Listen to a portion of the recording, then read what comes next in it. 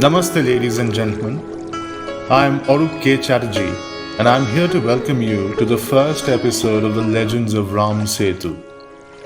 This series intends to be a most heartfelt conversation, archival, historical, intimate, and sometimes challenging.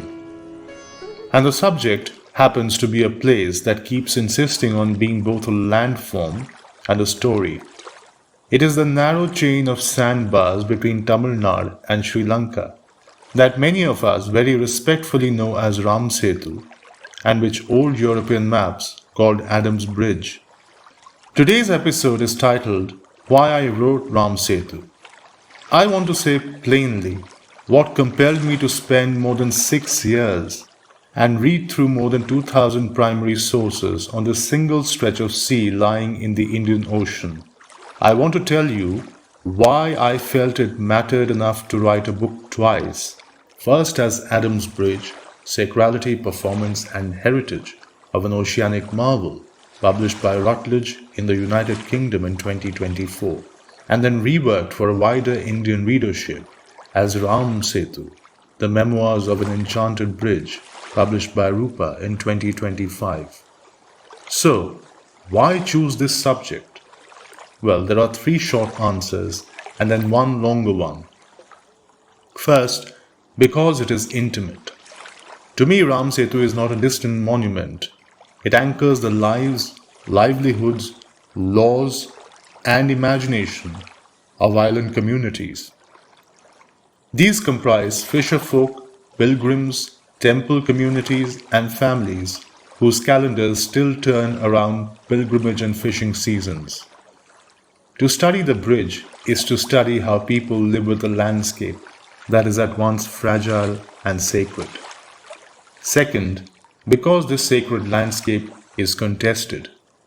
Over the centuries, it has been read in multiple registers, as scripture, as geology, as cartographical curiosity, as an engineering challenge. Such readings are never neutral. They shape policy, law, and even the lives of people who depend on the sea.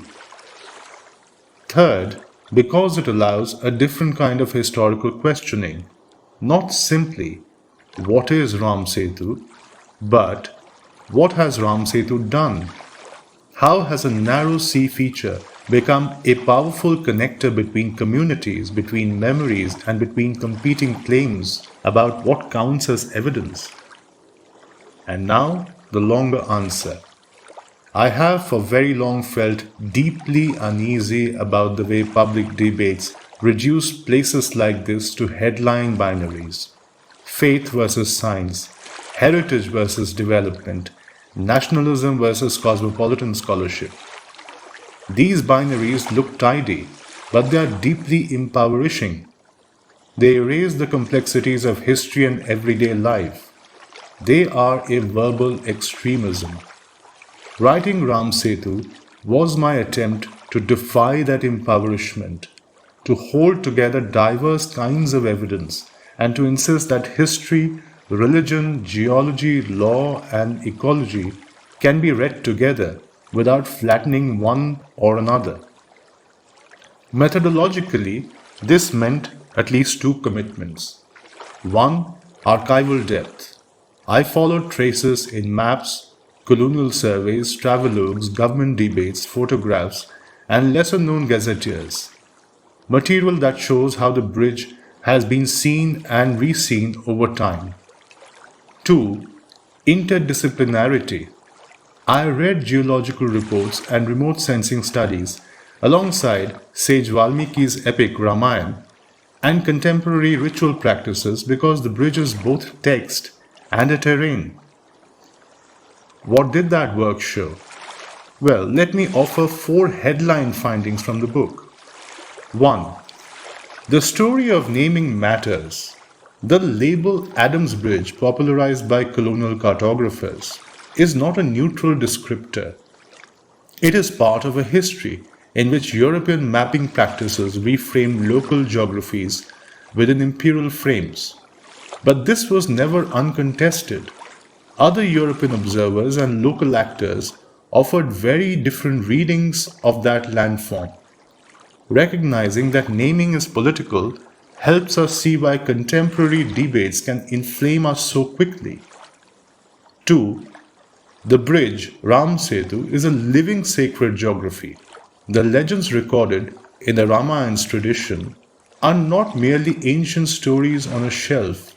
They are active, performed, and embedded in pilgrimage routes, temple practices, and the self-understanding of coastal communities. I deliberately use the word legend rather than myth to signal respect for the performative and communal force of these narratives while maintaining a historian's critical stance.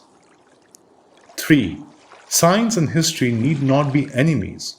Geological and remote sensing work has advanced important hypotheses about formations, natural, human-shaped, or a combination of these. In my painstaking readings of 18th and 19th century geological commentaries alongside modern studies, I found that simple dismissals of geology by historians are misguided.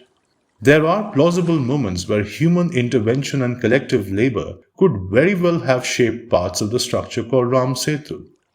That possibility, neither miraculous nor trivial, opens up a richer discussion about human environmental entanglements. And 4. The human and ecological stakes are extremely urgent.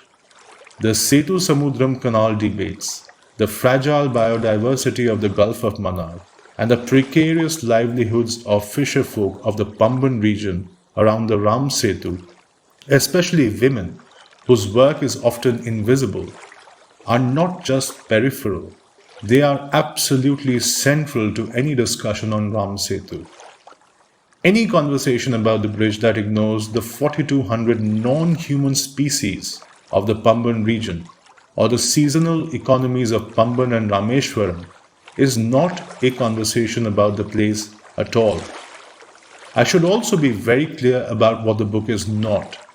I did not write it to prove or to disprove religious belief. My aim was constitutionalist, to show how in a plural democracy we can hold faith and inquiry together, that people's reverence and scientists' labors can both be given a legitimate hearing in public life. This is not naive optimism, it is a practical proposition for how to govern contested heritage without delegitimizing either devotion or scientific work. A short anecdote, if I may.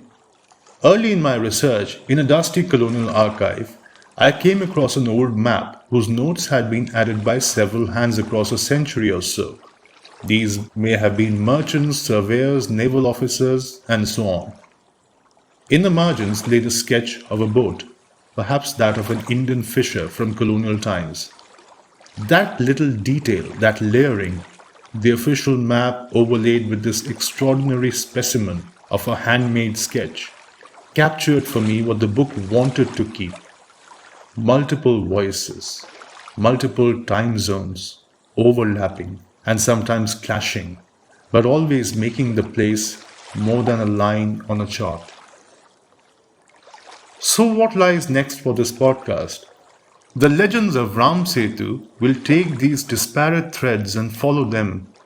Its future episodes will examine colonial cartography, ritual practices at Rameshwaram, the Sethusamudram debates, fisherfolk testimonies, and conversations with geologists, historians, and activists. And I'll try my best to protect the space for reasoned public conversation. If you've read any of the books on which this conversation is based, thank you very much. If you haven't, the Rupa edition of Ram Setu, The Memoirs of an Enchanted Bridge 2025 is written for a broader readership and is now available on Amazon. Adam's Bridge, published by Routledge in 2024, contains fuller notes and references.